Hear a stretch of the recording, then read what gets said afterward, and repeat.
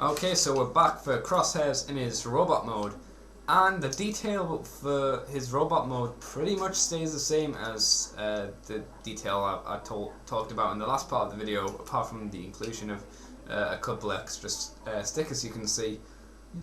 Apart from that, he's pretty much the same.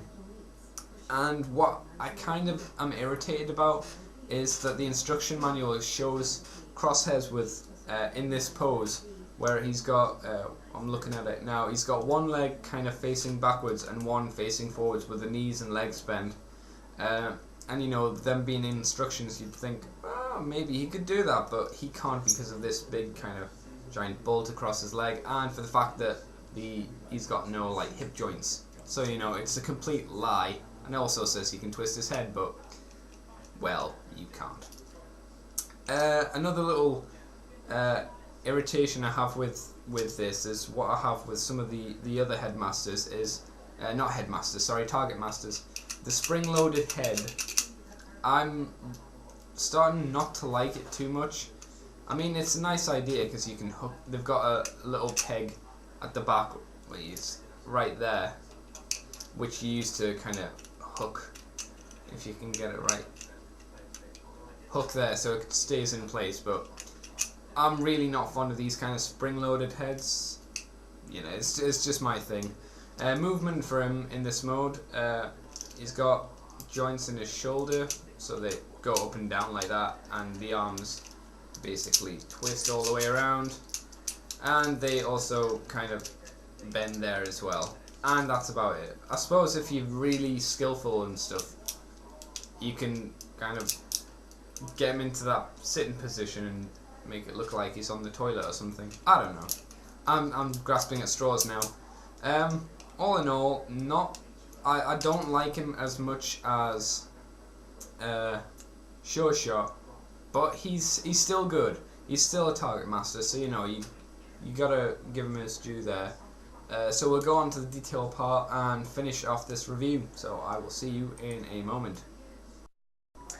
Okay, and here is Crosshairs close up in robot mode, and his face is actually pretty good for G1 style. What we are missing though is the colouring. They've just been lazy and gone white. They've just thrown up white all over his face, which, well, we know isn't the case.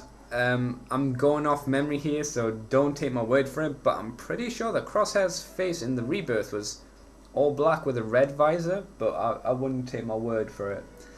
But I suppose if they do it with white, it brings out a lot of the detail, like his little mouth, little tiny chin, his nose, and this cool kind of visor look, which I might call the Blitzwing look, because of course everyone knows from animated we have Blitzwing's general face, and he has the big ass visor, which I love. Anyway, more little detailing across the head, a nice little forehead, tall centurion thingy with a nice little indentation in it. Bit I didn't mention in this vehicle mode, another random little vent. Any point to it? Who knows? Do we care? Not really. We'll try and angle him right now. Yeah, there we go. As you can see, pulling his arms out, we get very little extra detail, but it is extra detail. Random little circly bits here, and indentation here with another circle and bits pulled out. Hands are, well, they're not great. They're not as, I don't actually know if they're any good or not. I haven't looked at them. They're not actually too bad. They're not as good as some of the other ones we've seen lately. Well, some of the other figures I've reviewed lately, but they're not bad. Sorry about this. I'm trying to do this with one hand while holding the camera. King Lafo knows what I'm talking about. He had a lot worse problem with Armada Prime. Anyway, there he is with his arms straight now and looking like a mug. Anyway, stickers. These are the extra stickers I was talking about. Again, nice little extra bits, which look really cool, I think. And just make it a little bit more detailed, really. And more stickers around here.